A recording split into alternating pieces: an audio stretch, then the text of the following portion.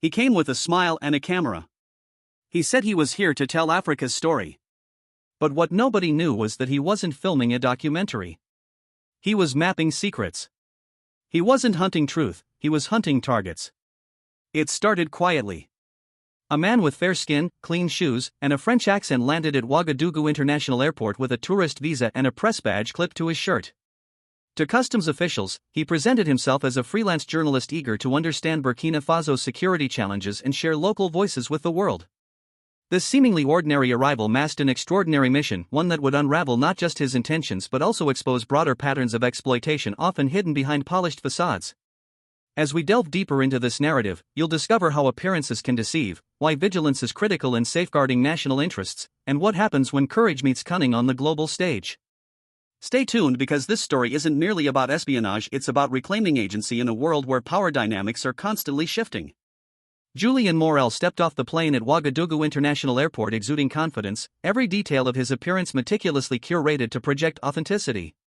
His tailored beige trousers spoke of professionalism, while his crisp white shirt hinted at urban sophistication rather than rugged fieldwork typical of investigative reporters venturing into remote areas. The press badge pinned neatly to his chest wasn't just a credential, it was a psychological tool designed to open doors otherwise closed to outsiders. Fluent in French, he charmed customs officials by praising President Ibrahim Traoré's leadership, framing it as a rare example of young African leaders standing up to Western influence.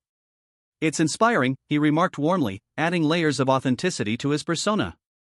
Locals immediately warmed to him, his politeness seemed genuine, his gestures thoughtful. Water bottles handed out to taxi drivers, pens gifted to schoolchildren, and cups of tea shared in village markets painted a picture of someone deeply invested in understanding Burkina Faso's culture and struggles. However, beneath this veneer of goodwill lay meticulous planning and strategic intent. Every interaction served dual purposes, building trust while gathering intelligence. For instance, during casual conversations over tea, he subtly probed villagers about their perceptions of government stability or military presence without raising suspicion. These weren't random acts of kindness, they were reconnaissance missions disguised as cultural immersion exercises. By embedding himself within communities, Morel exploited human tendencies toward hospitality and curiosity. People naturally want to believe the best in others, especially those who appear respectful and interested in learning from them. This inherent trust became both his shield and sword, enabling him to operate freely within communities unaware of his true objectives. To further solidify his cover, Morel adopted behaviors consistent with foreign journalists, taking photographs of sunsets, goats, and bustling markets. Yet, behind the lens of his camera, he was capturing something far more sinister: strategic locations, transport routes, and weak points in national infrastructure. Each photograph and note contributed to a larger mosaic of intelligence destined for undisclosed recipients abroad. For example, during one visit to a village near a military installation, he struck up a conversation with a guard, asking innocuous questions about daily routines and logistics. When the soldier joked, "You ask more questions than our own commander," Morel laughed it off, responding with practiced ease, "That's how journalists learn." Yet, far from seeking knowledge for public enlightenment, these inquiries aimed to gather intelligence vital to national security. His ability to blend seamlessly into the environment while extracting critical information underscored his expertise in covert operations. In essence, this initial phase of infiltration relied heavily on exploiting human tendencies toward hospitality and curiosity. People naturally want to believe the best in others, especially those who appear respectful and interested in learning from them. This inherent trust became both his shield and sword, enabling him to operate freely within communities unaware of his true objectives. As weeks passed, the so-called journalist ventured deeper into territories most reporters avoided, places teeming with strategic value. Military camps, rail lines, and guarded installations became frequent stops on his itinerary. Each visit was meticulously planned, each question carefully crafted to elicit specific details about transport routes, mine shipments, and other logistical operations vital to national security.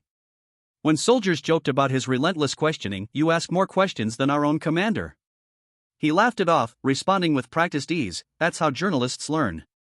Yet, far from seeking knowledge for public enlightenment, these inquiries aimed to gather intelligence destined for undisclosed recipients abroad. His nightly rituals further underscored his clandestine agenda.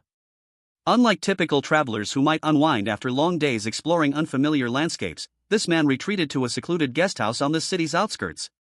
There, amidst dimly lit rooms devoid of any indulgence like alcohol or social gatherings, he conducted encrypted communications using private channels.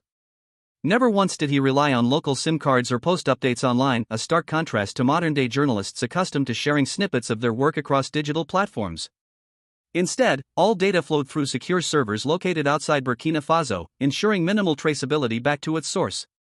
Intelligence agencies began piecing together fragments of evidence pointing towards something sinister.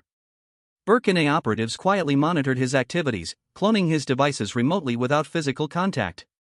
Logs revealed streams of intercepted emails, texts, and voice messages containing coded references to strategic locations and personnel movements. None of this aligned with conventional journalistic practices. Instead, they mirrored classic espionage tactics employed by seasoned spies. Despite claims of preparing a comprehensive European report, no articles surfaced in reputable outlets such as Le Monde or Libération. The absence of tangible output raised red flags among astute observers familiar with standard industry protocols. Ultimately, suspicions crystallized around one pivotal incident: sightings near a restricted radio tower late at night. Such proximity to sensitive infrastructure warranted immediate attention. Surveillance intensified, culminating in undeniable proof of covert operations masquerading as legitimate journalism. What initially appeared as eccentric behavior transformed into clear indications of betrayal, a betrayal rooted in deception cloaked within the noble pursuit of storytelling. For instance, intercepted communications revealed detailed maps labeled explicitly for review by entities beyond borders. These documents included oil routes, mine locations, and unmarked depots, underscoring the depth of his infiltration. Additionally, logs showed encrypted emails dispatched to suspicious contacts linked to French military contractors operating covertly across West Africa. Shock reverberated visibly among assembled journalists as implications sank in. Each revelation stripped layers of deceit bare, exposing systemic vulnerabilities exploited under false pretenses. Confronted directly, Morel faltered, unable to deny irrefutable truths, staring back accusingly. Silence enveloped the room, punctuated solely by gasps echoing disbelief. In that instant, roles reversed dramatically. From interrogator to accused, Morel embodied betrayal incarnate. President Traoré seized the opportunity to address millions watching globally via broadcast feeds. They send us not aid nor apologies but spies wielding cameras masquerading as storytellers. They assume we will smile and remain silent, but times have changed. With finality resonating profoundly, Traoré turned towards Morel, delivering a chilling verdict encapsulating justice served publicly. You came for stories. Now you are the story. Guards escorted Morel out quietly, leaving behind echoes of defiance reverberating nationwide, a testament to collective awakening fueled by courage confronting duplicity head-on. When President Ibrahim Traoré reviewed the dossier compiled against Julien Morel, he didn't opt for secrecy or swift action behind closed doors. Instead, he devised a bold strategy, one that prioritized transparency and collective empowerment over clandestine operations. This decision reflected not just tactical brilliance but also an understanding of the broader implications of exposing betrayal in plain sight. By inviting Morel to a press conference hosted at the presidential office, Traoré transformed what could have been a covert operation into a public reckoning. The event was meticulously planned, local journalists were invited, cameras rolled silently, and the atmosphere crackled with anticipation. Julien Morel entered the compound exuding confidence, his demeanor unchanged from the day he arrived in Burkina Faso. Beige trousers, a crisp shirt, and the ever-present press badge completing his polished appearance. His faint smirk suggested an air of arrogance, as though he believed himself untouchable. However, the sparse setting inside the room, a solitary microphone, 6 chairs arranged in a half-circle, and no elaborate arrangements hinted at the gravity of the occasion. Unlike traditional media events filled with pleasantries and staged interactions, this gathering carried an unmistakable tension. As Morel took his seat, unease began to creep in, though it remained imperceptible to those observing him casually. President Traoré entered moments later, dressed not in formal attire but in military fatigues, a deliberate choice symbolizing readiness and resolve. Without preamble, Traoré addressed Morel directly, probing his claims of journalistic intent. "You've spent weeks traveling across our nation," Traoré began, his tone calm yet firm. "Tell us, what exactly have you been trying to understand?" Morel attempted deflection, citing journalistic prerogative to explore untold stories and amplify local voices. But Traoré's persistence unraveled these pretexts rapidly. He unveiled damning evidence piece by piece: photographs of unauthorized visits to restricted zones, encrypted emails dispatched to suspicious contacts linked to French military contractors, and real-time maps detailing oil routes, mine locations, and unmarked depots. Each revelation stripped away another layer of deceit, leaving Morel visibly shaken. The room fell silent as the weight of the evidence sank in. Journalists exchanged glances, their pens frozen mid-air, while Morel struggled to respond. When Traoré turned to him and delivered the chilling verdict, "You came for stories. Now you are the story," it wasn't just a condemnation of one man, it was a declaration of sovereignty. Guards escorted Morel out quietly, but the echoes of defiance reverberated far beyond the walls of that modest conference room. This confrontation marked a pivotal moment in Burkina Faso's history. It demonstrated that accountability need not always occur in shadows, sometimes, shining light on malfeasance amplifies its impact exponentially. For millions watching globally, it served as a powerful reminder that courage and transparency can dismantle even the most sophisticated attempts at deception. Within hours of the televised exposé, clips of President Traoré's interrogation of Julien Morel went viral, sparking discussions across continents. Social media platforms buzzed with reactions ranging from admiration to outrage, as users shared snippets captioned with declarations like, "This is how you stand up for your country." In Burkina Faso itself, the video became a cultural touchstone. Shops paused music playlists to replay the press conference repeatedly, transforming bustling markets into impromptu viewing arenas. One woman selling textiles remarked poignantly, "They used to come with guns. Now they come with cameras." Her words encapsulated a generational shift in tactics but underscored the enduring threat posed by external forces attempting to exploit Africa's vulnerabilities. Across West Africa, the incident galvanized unity among nations grappling with similar incursions. Students in Dakar painted murals depicting Traoré alongside bold slogans such as "Africa has eyes now," while intellectuals convened panel discussions analyzing the implications of this event on post-colonial dynamics. A viral tweet originating in Ghana captured regional sentiment succinctly: "He didn't raise his voice, but he raised the standard." These expressions highlighted not just admiration for Traoré's leadership but also a collective realization that surveillance disguised as journalism represented a new frontier of colonialism, one requiring vigilance and resistance. France's response stood in stark contrast to the groundswell of support for Burkina Faso. Issuing terse statements through its Ministry of Foreign Affairs, France called for fair treatment of its citizen without addressing the overwhelming evidence presented.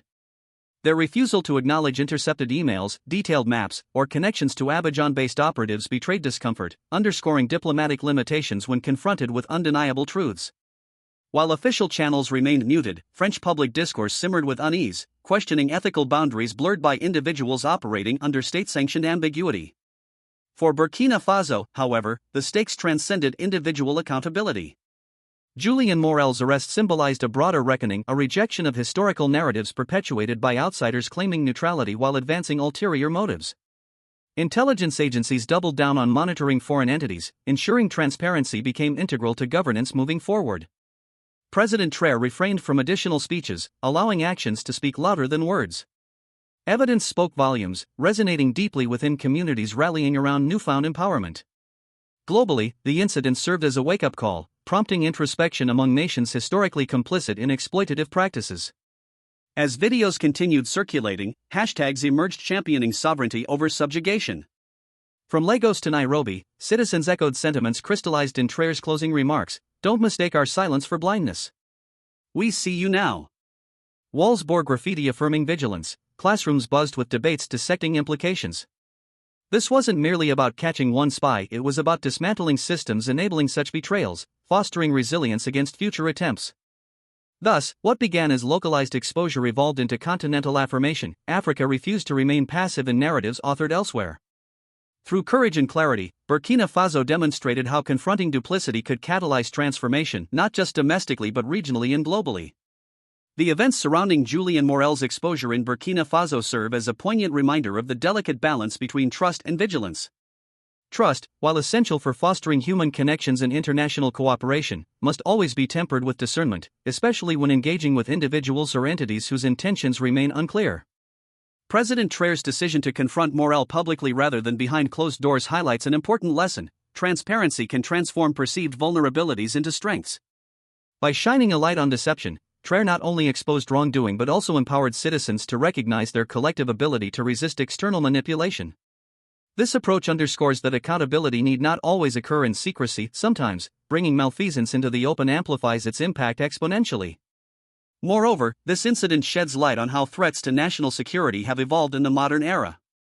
Espionage no longer relies solely on brute force or overt aggression. Instead, it leverages subtler tools such as cameras masquerading as instruments of truth, encrypted communication shielded by technological sophistication, and personas crafted to exploit cultural goodwill.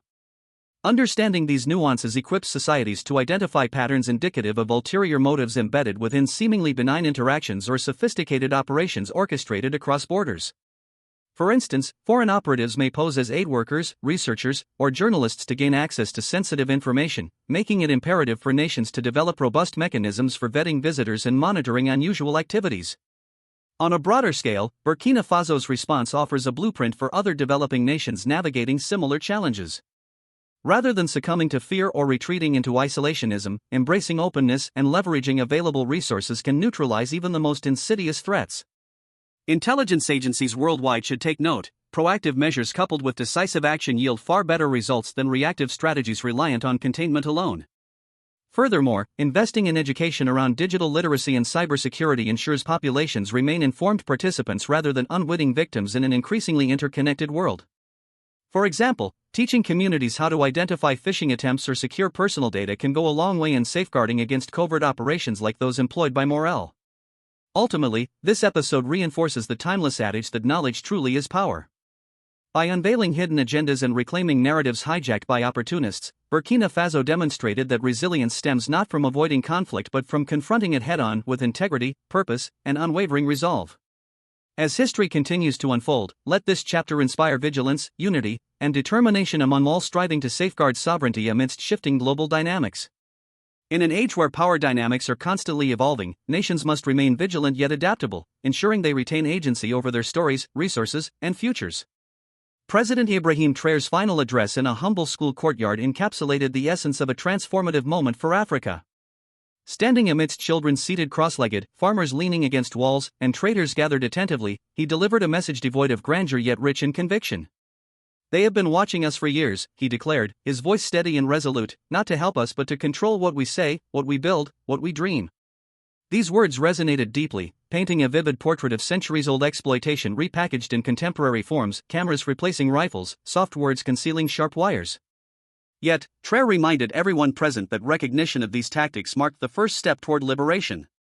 Awareness breeds resilience, and resilience fuels change. The phrase, "we see you now," became more than a slogan. It evolved into a movement etched on the walls, shared across TikTok videos, and debated fervently in university halls from Dar es Salaam to Accra. It signified a continent waking up to its potential, refusing to remain passive recipients of narratives authored elsewhere. No longer would smiles mask blindness, instead, they would reflect clarity born from experience. This awakening extended beyond borders, uniting diverse cultures under a shared banner of self-determination. Each mural, each hashtag, each whispered affirmation reinforced a singular truth: Africa possesses agency and intends to wield it boldly. Julian Morel's detention symbolized accountability, yes, but more importantly, it represented a turning point. Gone are the days when outsiders could exploit hospitality under the guise of camaraderie. Today, cameras trained inward serve as mirrors reflecting strength rather than lenses distorting reality. Through courage and conviction, Burkina Faso illuminated a path forward, one where dignity prevails over duplicity, where vigilance triumphs over vulnerability. And as the sun set over Ouagadougou, casting golden hues across faces uplifted in solidarity, one thing became abundantly clear: this time, Africa didn't stay quiet.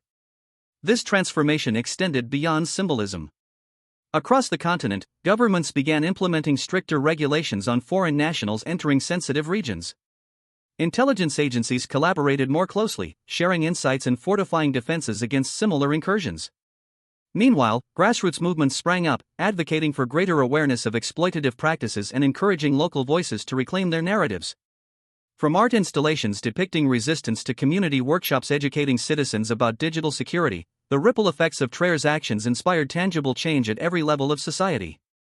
In essence, Burkina Faso's confrontation with Julian Morel was not just about exposing one man's betrayal, it was about asserting sovereignty in a world where power dynamics are constantly shifting. It demonstrated that courage, when paired with transparency and unity, can dismantle systems designed to perpetuate inequality and subjugation. As the echoes of defiance reverberated across the continent, they carried with them a powerful message: Africa sees clearly now, and it will no longer tolerate being written out of its own story.